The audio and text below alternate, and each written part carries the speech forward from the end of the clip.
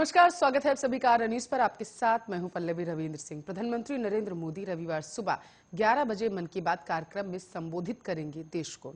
यह वर्ष 2021 में 11वीं बार होगा। एक ट्वीट में आपको बताते चले प्रधानमंत्री ने यह जानकारी साझा की है। इस कार्यक्रम का प्रसारण ऑल इंडिया रेडियो पर किया जाएगा। Doordarshan, all India radio news और मोबाइल ऐप पर भी ये प्रसारित किया जाएगा।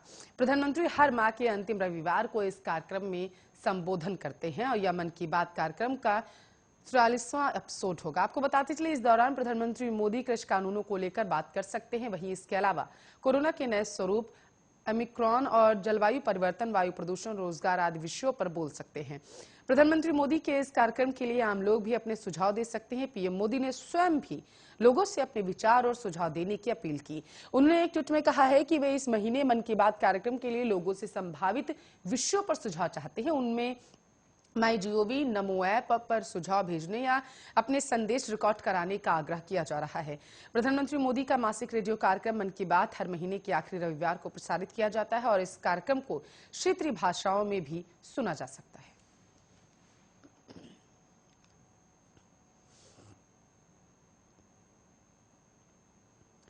चलिए पटना की बात करेंगे। आज एलजेपी का स्थापना दिवस दोनों गुटों की ओर से मनाया जा रहा है। लोक जनशक्ति की स्थापना साल 2000 में हुई थी। लोक जनशक्ति पार्टी के 21वें स्थापना दिवस सह लोक जनशक्ति पार्टी के राष्ट्रीय परिषद की बैठक के सफलतापूर्वक आयोजन की जोर शोर से तैयारियां की जा रही हैं।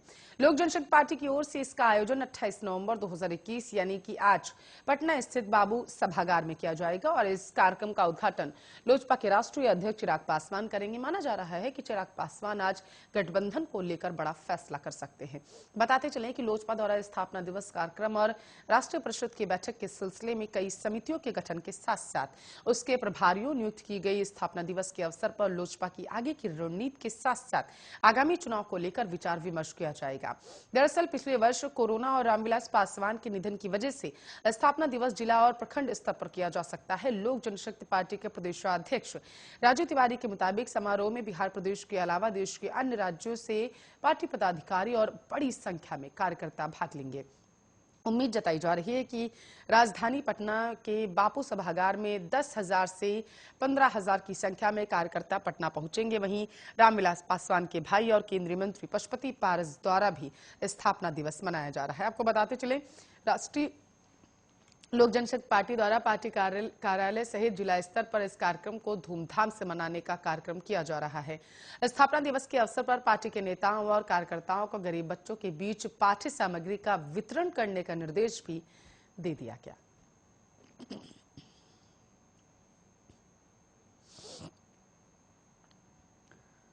तो दुनिया भर में टीकाकरण के बाद पटरी पर लौटते जीवन को इन दिनों तेजी से फैल रहे कोरोना के नए स्वरूप ओमिक्रॉन से फिर से झटका लग चुका है।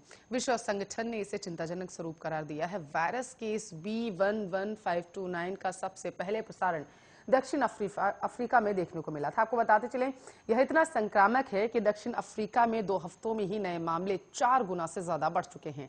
दक्षिण अफ्रीका एनजीएस को नवंबर के मध्य में गौतेंग प्रांत के 77 सैंपलों में कोरोना का नया वंश मिला है और इसमें 50 म्यूटेशन मिले हैं, जिनमें से 30 अकेले स्पाइक प्रोटीन में पाए गए। कोरोना की ज्यादातर वैक्सीनें स्पाइक प्रोटीन आधारित हैं और आपको बताते चलें ऐसे में टीके के प्रभावी होने के संदेह अब बढ़ चुके हैं। इधर दुनिया भर के कई देशों ने कोरोना के नए ओमिक्रॉन वेरिएंट मिलने के बाद दक्षिण अफ्रीका के उड़ानों पर प्रतिबंध लगा दिया। इससे दक्षिण अफ्रीकी सरकार आहत महसूस कर रही है। उनका कहना है कि हमें जीनोम सीक्वेंसिंग के जरिए वेरिएंट खोजने की सजा दी जा रही है। वहां के स्वास्थ्य मंत्री जो फाला ने कहा है कि नए वेरिएंट को लेकर दक्षिण अफ्रीका पर लगाए गए यात्रा प्रतिबंध कठोर और बेहद गलत है। लगता है कुछ देश और नेता ओमिक्रॉन की समस्या से निपटने के लिए हमें बलि के बकरी की तरह इस्तेमाल करने की फिराक में है। दक्षिण अफ्रीका के विदेश मंत्रालय ने एक बयान में कहा है कि देश वेरिएंट को जल्दी से खोजने की सजा भुगत रहा है। अच्छे विज्ञान की तारीफ की जानी चाहिए। कोरोना का यह नया स्वरूप डेल्टा से भी अधिक खतरनाक है और इसे WHO ने चिंताजनक श्रेणी में रखा है। हम कोरोना की रोकथाम दुनिया के अन्य देशों की तरह ही बराबर प्रयास कर रहे हैं।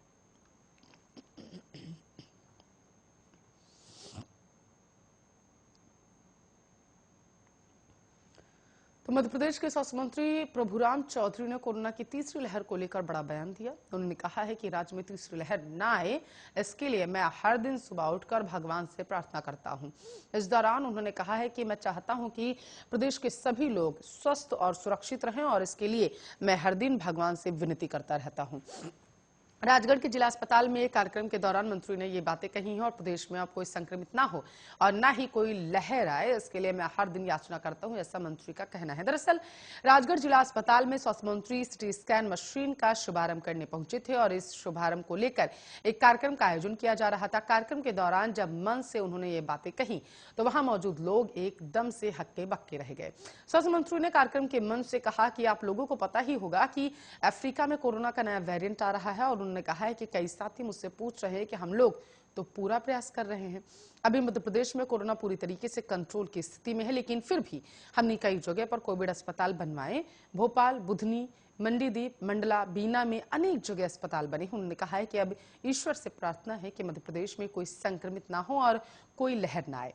हर दिन उठकर मैं भगवान से प्रार्थना करता हूं कि मध्य प्रदेश के लोग सुरक्षित रहें और किसी तरीके की कोई लहर वहां पर न आए, क्योंकि जितना हमने भुगतना होता है, लोगों के लिए प्रयास किए जा रहे हैं रात और दिन। कभी कभी तो रात भर सोते नहीं थे। जब पता लगता था कि किस अस्पताल में 4 घंटे के बाद ऑक्सीजन खत्म हो जाएगी तो कहां से ऑक्सीजन पहुंचाई जाए, इसके लिए हम लोगों ने बहुत प्रयास किया।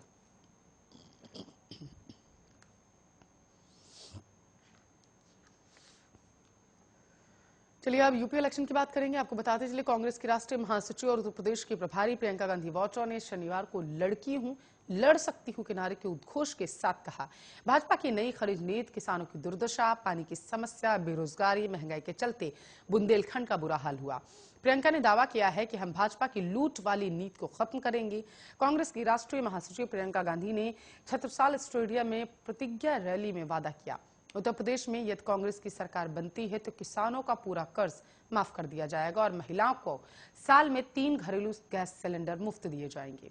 प्रियंका गांधी ने कहा, कोरोना काल में आर्थिक तंगी के चलते बिजली बिल न जमा करने वालों का बिजली बिल भी माफ होगा। बुंदेलखंड के किसानों की समस्याओं का जिक्र करते हुए प्रियंका ने कहा, बुंदेलखंड के संसाधनों पर बुंदेलखंड के लोगों का हक है। उन्होंने मोदी और योगी आदित्यनाथ पर बुंदेलखंड को छलने का आरोप लगाया। उन्होंने कहा, खाद्य की कमी के चलते बुंदेलखंड में किसान आत्महत्या कर लेते हैं। उन्होंने सत्तारूढ़ भारतीय जनता पार्टी पर किसानों के उत्पीड़न का आरोप लगाते हुए दावा किया, 2 सालों में 1500 किसानों ने आत्महत्या की। बुंदेलखंड के विकास के लिए काम करने का भरोसा देते हुए उन्होंने कहा, भाजपा की तरह चुनावी बुंदेलखंड विकास बोर्ड नहीं बल्कि इसके लिए स्थायी बुंदेलखंड विकास बोर्ड बनेगा। बुंदेलखंड विकास बोर्ड के लिए हर साल विकास का बजट दिया जाएगा। उन्होंने कहा है कि महोबा में वीर आला उदल के नाम पर एक बड़ा सांस्कृतिक केंद्र बनाया जाएगा। अपनी बात को आगे बढ़ाते हुए प्रियंका गांधी वाड्रा ने कहा कि हमने छुट्टा जानवरों के लिए छत्तीसगढ़ के मॉडल को लागू करने की योजना बनाई है और हमारी सरकार बनने के बाद छत्तीसगढ़ मॉडल भी यहां लागू होगा।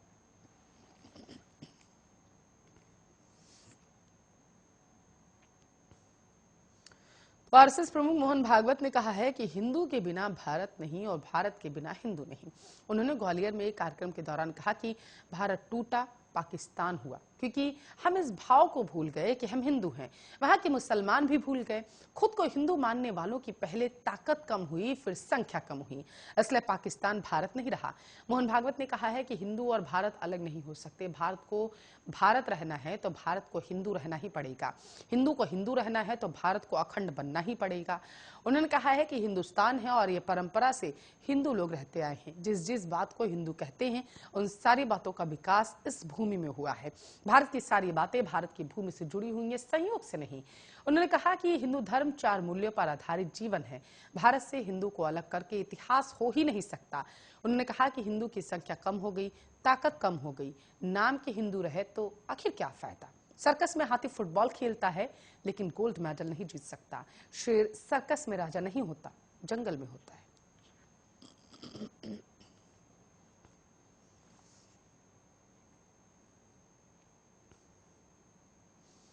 तो केंद्र सरकार संसद के शीत सत्र की शुरुआत पर तीनों कृषि कानूनों को वापस लेने वाला बिल कृषि कानून निरसन विधेयक 2021 लोकसभा में पेश करने जा रही है। हालांकि सरकार का मानना है कि किसानों का एक छोटा समूह ही इन कानूनों का विरोध कर रहा है, लेकिन समावेशी विकास के लिए सभी को साथ लेकर चलना समय की मांग, इसलिए 3 कानूनों को वापस लेने का प्रावधान किया जा रहा है और मंत्रिमंडल द्वारा मंजूर इस बिल को कृषि मंत्री नरेंद्र सिंह तोमर लोकसभा में पेश करेंगे। भाजपा और कांग्रेस ने अपने सभी सदस्यों को व्हिप जारी कर सदन में मौजूद रहने का निर्देश दिया। मुंबई के आजाद मैदान में किसान और मजदूरों की महापंचायत रविवार को यानी कि आज हो रही है और इसमें 100 से अधिक संगठन शामिल होंगे और संयुक्त किसान मोर्चा के नेता महापंचायत को संबोधित करेंगे। साथ ही आपको ये भी बताते चले कि 28 नवंबर को महात्मा ज्योतिराव फूले की पुण्यतिथि भी है।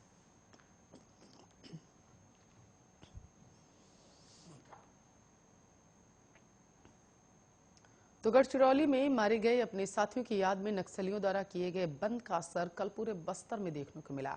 बीती रात से ही ये नक्सली नक्सल प्रभावित जिलों में जमकर उत्पात मचा रहे थे और दंतेवाड़ा में पटरी उखाड़ने के साथ ही सुकमा जिले के नक्सल प्रभावित क्षेत्रों में जगह जगह बैनर लगाकर नक्सलियों ने सभी रास्तों को बंद कर दिया था।